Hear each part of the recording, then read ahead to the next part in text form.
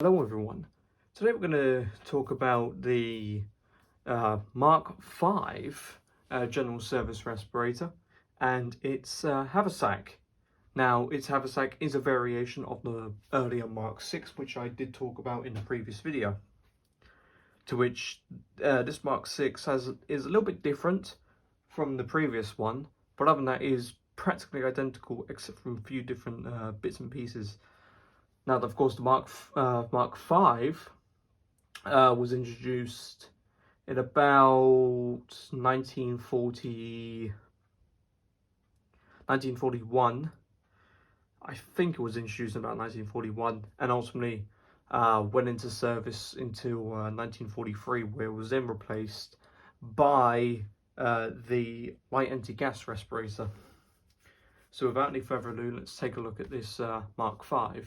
So here we have the Mark 5 general service respirator and the Mark 6 haversack. Now this haversack is slightly different from the last one, as it has 3 drainage eyelets in the bottom. Still has the same type of hooks, but unlike the previous one, it has this little component here. But it also now has the Nui press studs, to which finally they went to Nui press studs.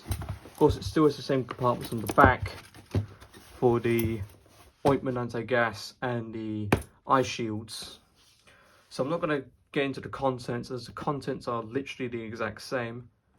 But what I will do is I'll lay them out with another Mark 5 that I have, as this one doesn't have the hose. So what we shall do is actually let's take a look into this respirator. So as you can see, here we have the Mark 5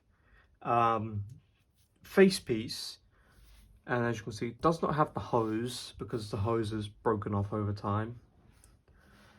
So this one is just basically the same. It's the same style of face piece as what the Mark 4 would be, except without stocking net economy issues, and also simply because we couldn't produce it because of Dunkirk. This is a size normal, and it is dated Avon, November 1942. So coming up to its last few years, well, last year.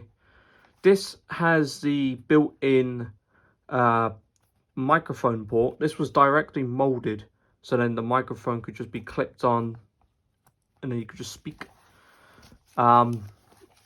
Inside, it has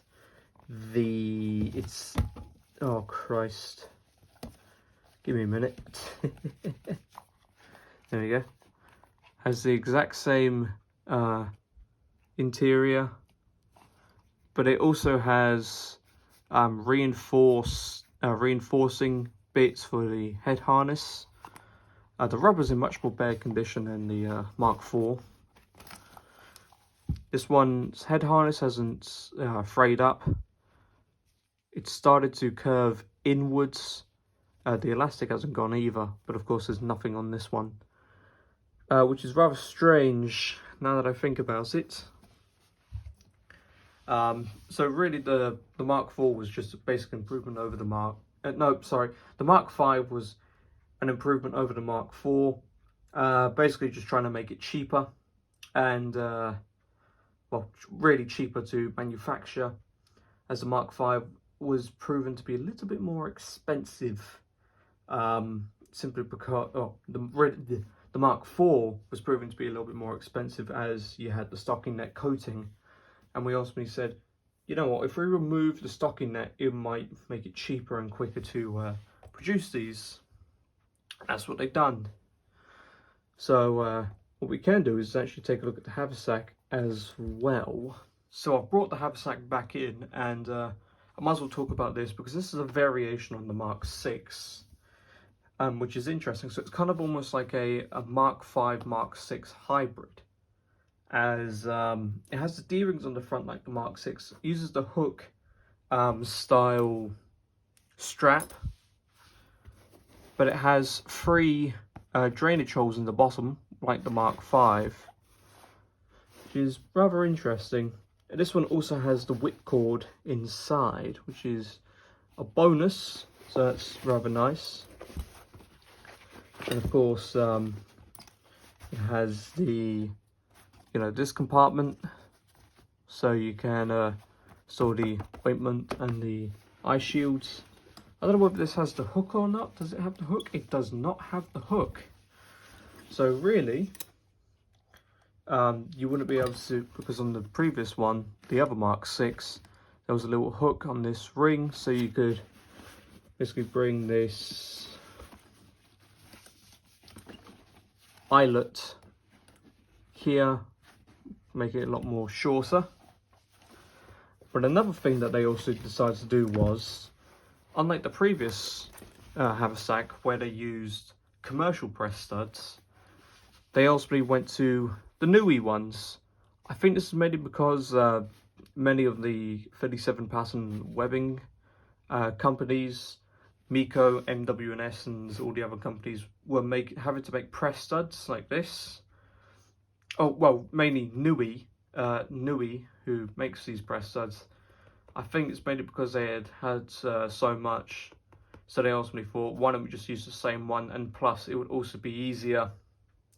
Logistical reasons, probably, as you could get these replaced easy, as these are being manufactured, unlike the other ones.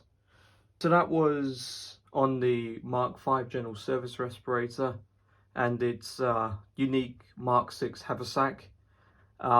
Certainly a unique type of haversack, as it's like a Mark 5 Mark 6 hybrid, like I've already stated. If you did enjoy this video, then please like, subscribe, leave a comment, and I'll see you in the next one. Bye for now.